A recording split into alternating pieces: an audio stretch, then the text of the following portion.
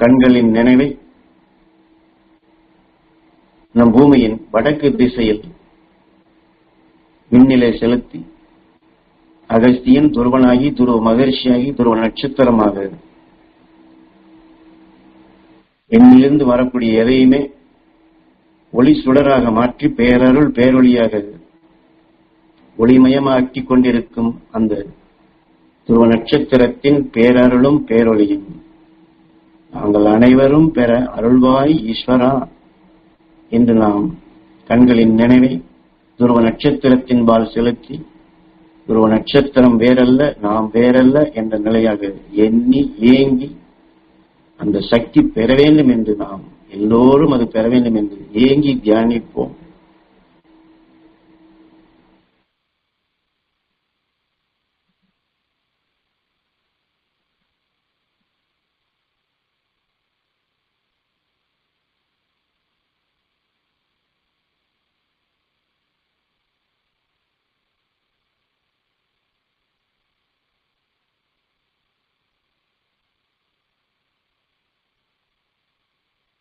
இப்பொழுது நாம் கண்கள் வழி ஏங்கி அந்த சக்தி பெற வேண்டும் என்று ஏங்கியதை கண்ணின் நினைவை புருவ மத்திக்கு கொண்டு வந்து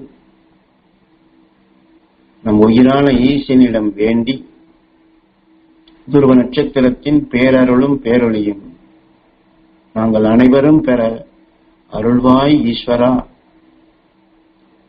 என்று உயிர் வழியாக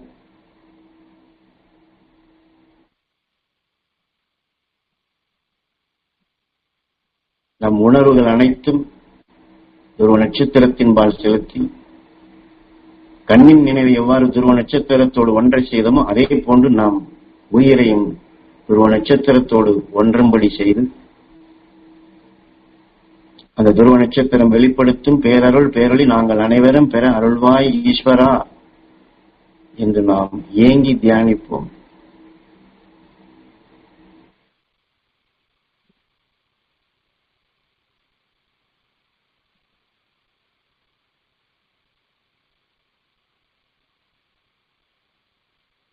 ஏனென்றால் எதுக்குமே ஒரு பாதை வேண்டும், அந்த பாதையின் நிமித்தமாகத்தான் ஒவ்வொன்றையும் சொல்லுகின்றார். அதனால்தான் கண்ணின் நினைவை துருவ நட்சத்திரத்திற்கு கொண்டு போங்கள், பின் கண்ணின் நினைவை புருவ மத்திக்கு கொண்டு வாருங்கள், பின் புருவ மத்தியிலிருந்து எண்ணுங்கள் என்று சொல்வது அனைத்துமே இந்த புறத்தில் இருக்கக்கூடிய உணர்வுகள் அனைத்துமே நாம் செவிவெளி அல்லது கண்வெளி நம்மை அறியாமலே அதை எண்ணாமலே இப்படித்தான் அது அதிர்வுகள் நம் உயிரிலே பட்டு அதற்கு பின் உணர்வுகளாக உணர்ச்சிகளாக இயக்கி அதன் வழிதான் அதை நாம் சுவாசிக்கின்றோம்.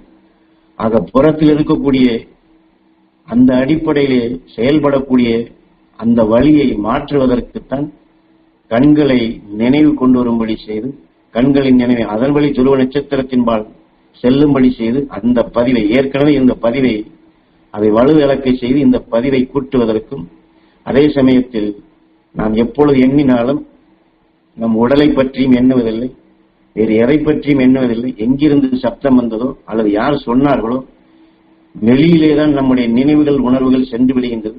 ஆக புறத்திலே எந்த சத்து இருக்கின்றதோ இந்த பூமியிலே விளைந்த பூமி சுவாசித்து சமைத்து வெளிப்பட்ட உணர்வுடைய சத்துக்களைத்தான் நம் உடல் பதிவாக்கி அதன் வழிதான் வளர்த்திருக்கின்றது.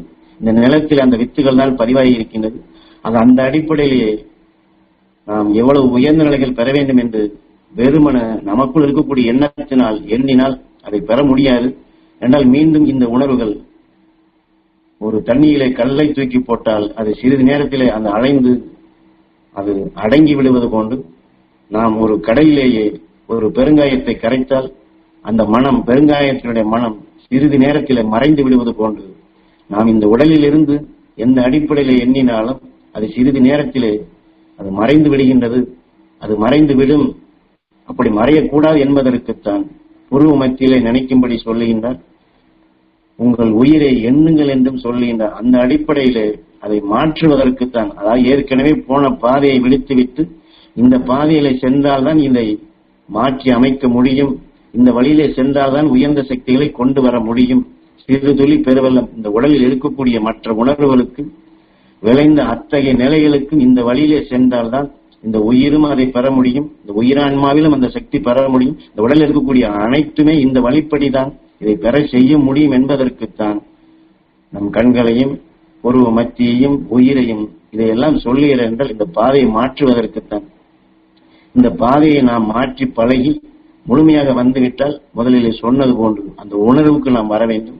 ஞான குருவையும் மாமகரிஷி ஈஸ்வராய குருதேவரையும் நமக்குள் பதிவு செய்த உபதேச கருத்துக்களையும் அதன்பின் இந்த உணர்வு பூர்வமாக எண்ணினால் திரும்ப திரும்ப கண்ணையும் உருவ மத்தியும் தனித்தனியாக எண்ண வேண்டிய அவசியம் இல்லை. ஏன்னா இதைத்தான் அங்கே ஒரு சொல்லாக சொன்னாலும் அந்த சொல் குருவோடு இணைந்து நாம் மீண்டும் தியானித்து அவர் உணர்வோடு கலந்து அவர் எப்படி தியானித்தார், அவர் எப்படி பெற்றார், அவர் எப்படி நமக்கு பாய்ச்சுகின்றார், அதை எப்படியெல்லாம் வெளிப்படுத்துகின்றார், எந்தெந்த அடிப்படையெல்லாம் அதை என் குருநாதர் மாமகரிஷி ஈஸ்வரர் எனக்கு எப்படி உணர்த்தினார் என்று அவர் சொல்லக்கூடிய உணர்வை சிறுக சிறுக சிறுக சிறுக நாம் கேட்டு கேட்டு நுகர்ந்து அந்த உணர்வுக்கு வந்தோம் என்றால் அவர்கள் எப்படி இந்த உயிர்வலி விண்ணினுடைய ஆற்றலை கண் புலனறிவு கொண்டு அந்த உயர்ந்த சக்திகளை இந்த சாதாரண மனித சரீரத்தில் இந்த பூமிக்குள்ளிருந்து மிக மிக சக்தி வாய்ந்தவர்கள் ஆனார்களோ அந்த ஆற்றலை நாமும் இந்த சரீரத்திலிருந்து இந்த வாழ்க்கையில் இப்பொழுதே நாம் பெற முடியும்.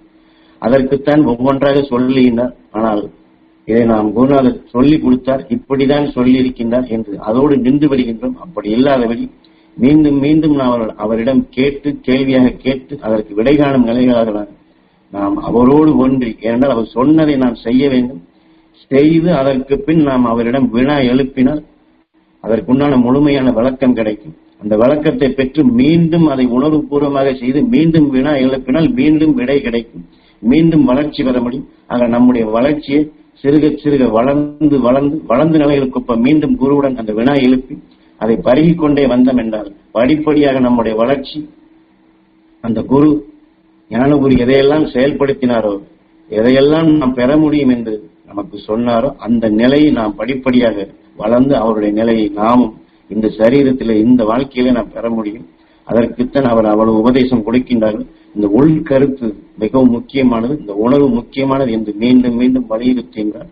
ஆக அந்த உள்கருத்து வைத்து அந்த உணர்வுடன் நாம் இந்த தியானம் மட்டுமல்ல, இந்த தியானம் முடிந்து அடுத்து நாம் எங்கே சென்றாலும் இந்த உள்கருத்தோடு இந்த உணர்வோடு நாம் அவருடன் தொடர்பு கொண்டால் ஒரு வினாடிக்கும் குறைவான நேரத்தில் இன்று அமர்ந்து 1 மணி நேரம் செய்து எடுக்கக்கூடிய சக்தி அந்த வினாடிக்கும் குறைவான நேரத்தில் இந்த வாழ்க்கையில நாம் எப்பொழுதும் பெற முடியும். நினைத்த மாத்திரத்தில் நாம் தியானத்தில் அமர்ந்து பெறக்கூடிய சக்தியை காட்டிலும் அந்த வினாடிக்கும் குறைவான நேரத்தில் அவரை எண்ணி அவருடன் தொடர்பு இந்த சக்தியை பெற முடியும். அப்படிப்பட்ட சக்தியை பெற செய்வதற்குத்தான் நமது குரு இந்த பயிற்சியை கொடுத்துள்ளார்கள். ஆக மணிக்கணக்காக இப்படி செய்தால்தான் தியானம், இப்படி செய்தால்தான் நமக்கு சக்தி கிடைக்கும் என்று அழுத்தத்தை எண்ணத்தை அங்கே கொண்டு போகாது. எல்லா நேரத்திலும் அல்லது நமக்கு வேண்டிய நேரத்தில் அந்த சக்தியை பெறுவதற்கு, அதை வளர்த்துக் கொள்வதற்கு, அந்த ஆற்றலை பெறுவதற்கு, அந்த தகுதியை நாம் பெற்று எல்லோரும் பெற செய்வதற்குத்தான் இந்த கூட்டு தியானமே நமக்கு அமைத்துள்ளார்கள். இந்த பயிற்சியின் வழி நாம் வளர்ந்து அந்த நிலையை அடைந்து குருவாக நாம் வளர்ந்து காட்ட வேண்டும், நம்மால் முடியும் என்ற நிலைகளை அந்த ஏக்கத்தோடு நாம் செயல்படுத்துவோம். இப்பொழுது நாம் துருவ நட்சத்திரத்தின் பேரருளும் பேரொழியும் எங்கள் இரத்த நாளங்களிலே கலந்து எங்கள் உடல் முழுவதும் படர்ந்து எங்கள் உடலில் உள்ள ஜீவான்மா ஜீவனுக்கள் அனைத்தும் அந்த துருவ நட்சத்திரத்தின் பேரருள் பேரொளி பெற அருள்வாய் ஈஸ்வரா.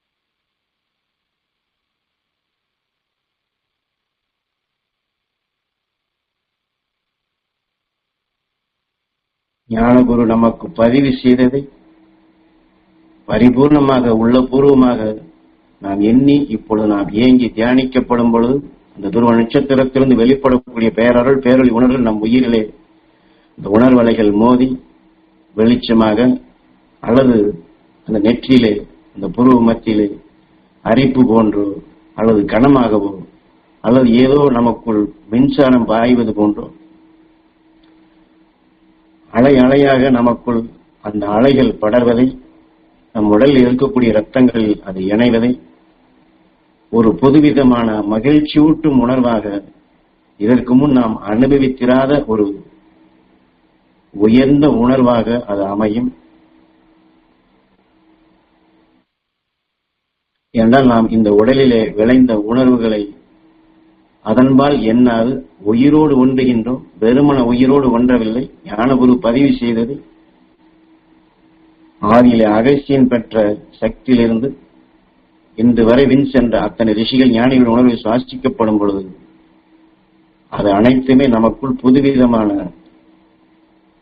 ஒரு மகிழ்ச்சியூட்டும் உணர்வாக, தீமையை வென்ற உணர்வாக, உடல் இருக்கக்கூடிய வலியோ வேதனையோ உடல் பற்றி சிந்தனையே இல்லாது ரிஷிகளுடைய உணர்வாக அது நமக்குள் இணையும் பொழுது ஒரு மகிழ்ச்சியூட்டும் உணர்வாக அல்லது புதுமையான உணர்வாக, புது உணர்வாக இது அமையும்.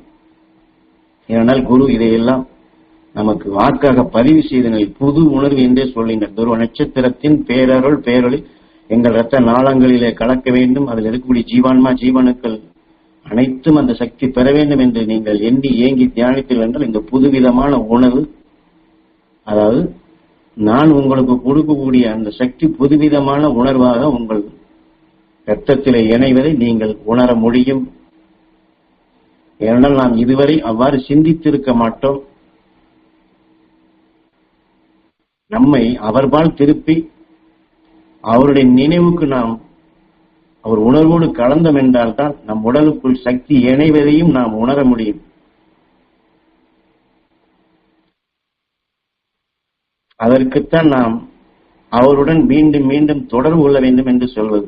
நமது உயிர் விஷத்தினுடைய தாக்குதலால் தான் நெருப்பாகி வெப்பமாகின்றது, மோதலில் தான் இயங்குகின்றது. ஆக நாம் ஒவ்வொரு நொடி பொழுதும் அந்த குருவின் உணர்வோடு நாம் உராய்ந்து அது மோதிக்கொண்டே இருந்தால் அவருடைய உணர்வு நமக்குள் இணையப்படும் பொழுது நாம் எடுக்கக்கூடிய துருவ நட்சத்திரத்தினுடைய சக்தி நமக்குள் எப்படி பெறுகின்றோம், நம் உடலில் எப்படி இணைகின்றது, நம் உடலுக்குள் அது என்ன மாற்றத்தை ஏற்படுகின்றது, அவர் சொல்லக்கூடிய நிலைகளை நாம் உணர முடிகிறது என்று குரு சொன்ன நிலைகளை நாம் பரிபூர்ணமாக நாம் அறியும் நிலைகளாக அது வரும். இல்லை என்றால் தியானத்தை செய்ய சொல்லியிருக்கின்றார், நாம் செய்கின்றோம்.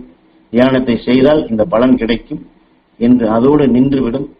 ஆனால் சொன்ன நிலைகளை நாம் எடுத்துக்கொண்டதை, நமக்குள் வளர்த்து கொண்டதை, நமக்குள் உணர்ந்து கொண்டதை, நாம் பலன் பெற்றதை, அந்த பலன் பெற்ற நிலையில் மீண்டும் பலனை அதிகமாக பெறக்கூடிய நிலைகளுக்கு வேண்டும் என்றால் இந்த அனுபவம், இந்த உணர்வு பூர்வமாக நாம் எடுத்த நிலைகள் அவசியம் வேண்டும். அதனால்தான் ஆரம்பத்திலே ஞானகுரு அவர்கள் தெளிவாகவே சொன்னது, இந்த தியான முறையெல்லாம் ஆரம்பத்திலே கிடையாது, என் குருநாதர் எண்ணுவதுதான் தியானம் என்றே சொல்லி இருக்கின்றார்.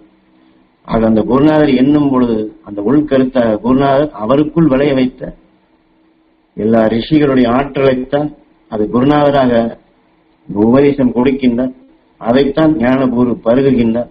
அதை பருகித்தான் நான் அதை தியானித்தேன் என்று சொல்லுகின்றார். அந்த அடிப்படையிலேயே நாமும் அவர் காட்டிய நிலைகள் கொண்டு நாம் அவர் உணர்வோடு கலந்து துருவ நட்சத்திரத்தின் பேரருள் பேரொளி பெற வேண்டும் என்று அவரோடு ஒன்றிய நிலைகள், நம் உயிரோடு ஒன்றிய நிலையை எண்ணி ஏங்கினால் நாம் தியானத்தில் எந்த சக்திகளை பெறுகின்றோம், அல்லது இதற்கு முன் எதையெல்லாம் பெற்று வளர்த்திருக்கின்றோம், இப்பொழுது எதை பெற்றுக் கொண்டிருக்கின்றோம், இனி அடுத்து எந்த நிலைகளை பெற வேண்டும் என்றெல்லாம் அந்த வழி தொடர், அந்த அலை வரிசை நமக்குள் இணைவதையும் நமக்குள் பெருகுவதையும் நம்முடைய செயல் அந்த ஞானிகளுடைய செயலாக அமைவதையும் நாம் உணர முடியும். துருவ நட்சத்திரத்தின் பேரருளும் பேரொளியும்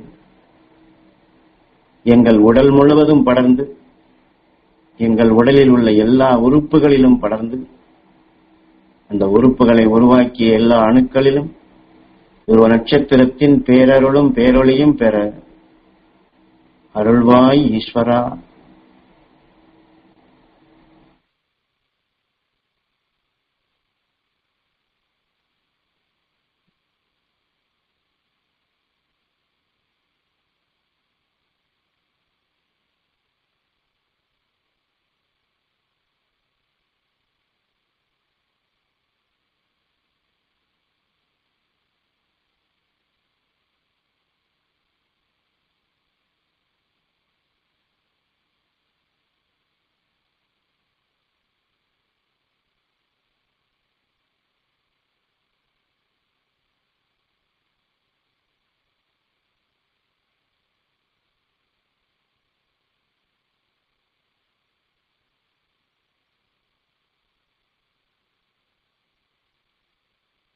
திருமூலர் வெளிப்படுத்தும் பொழுது ஊன் உடம்பு ஆலயம் என்று பதிவு செய்திருக்கின்றார். நமது குருவோ ஓமுக்குள் ஓம், ஓமுக்குள் ஓம், ஓமுக்குள் ஓம் என்று நமது உயிர் ஈசனாக இருந்தாலும் நம் உடலிலே உருப்பெற்ற ஒவ்வொரு அணுவுமே அதுவும் ஈசனாகத்தான் அதுவும் இயங்குகின்றது. ஆகவே ஓமுக்குள் ஓம், ஓமுக்குள் ஓம் என்று நம் உடலில் இருக்கக்கூடிய எல்லா அணுக்களுடைய இயக்கங்களையும் ஈஸ்வரன் என்ற அடிப்படையிலேயே நமக்கு வழிகாட்டுகின்றார்கள்.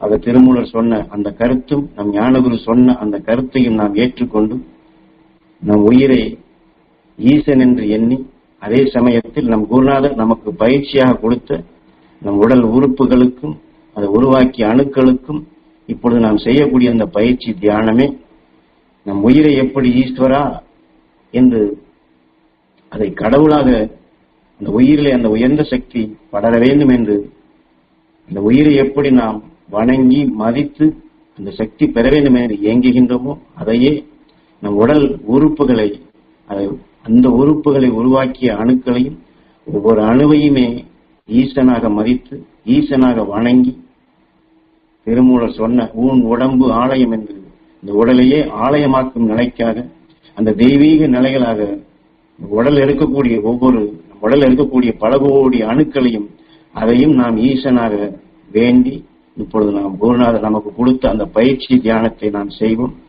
வெறுமன அதை இந்த பூமிக்குள் விளைந்த சக்தினால் உருப்பெற்ற அணுவின் மலம் மற்ற என்று எண்ணாதபடி அல்லது சிறுகுடலோ பெருங்குடலோ என்று நாம் ஏற்கனவே பாடமுறைகள் தெரிந்து கொண்டதையோ மற்றும் எண்ணாதபடி குருநாதர் சொன்ன ஓமுக்குள் ஓம், ஓமுக்குள் ஓம், ஓமுக்குள் ஓம் என்று உடல் இருக்கக்கூடிய ஒவ்வொரு அணுவையுமே அதில் இருக்கக்கூடிய இயக்க சக்தி ஈசனாக மதித்து உயிரான ஈசனுக்கு நாம் ஒரு மத்தியிலே எண்ணி ஏங்கி அந்த சக்திகளை எவ்வாறு பெற்று நம் உயிரான ஈசனுக்கு இந்நேரம் வரை அபிஷேகம் செய்தோமோ அதன் வழி நாம் எண்ணி எடுத்தோமோ அதே போன்று நம் உடல் இருக்கக்கூடிய ஒவ்வொரு அணுவையுமே ஈசனாக எண்ணி மதித்து வணங்கி நம் உடல் இருக்கக்கூடிய அத்தனை அணுக்களையுமே நாம் வணங்கி அந்த அணுக்களுக்கு அந்த உயர்ந்த சக்தியை கொடுப்போம்.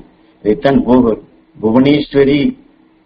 புவனேஸ்வரி என்று இந்த பூமிக்குள் உருப்பெற்ற சக்திகள் அனைத்தையும் அந்த புவனேஸ்வரியை அவர் பூஜித்தார் என்று புறத்திலே காட்டி அகத்திற்குள் தனக்குள் அவர் வளர்த்துக் கொண்ட சக்தி நமது குருநாதர் விளக்கமாக சொல்லியுள்ளார். அது இதை போன்ற அந்த ஞானிகளில் காட்டிய உணர்வுகளை எல்லாம் எண்ணி நம் குருநாதர் காட்டிய அருள்வழியில் நம் உடல் உறுப்புகளை உருவாக்கிய அணுக்களுக்கு அந்த ஈசனுக்கு இந்த உயர்ந்த சக்தியை நாம் அபிஷேகம் ஆராதனையாக செய்வோம். நம் உடலையே ஆலயமாக தெய்வீக நிலையாக உருவாக்குவோம். அது சொர்க்க லோகமாக நாம் உருவாக்குவோம்.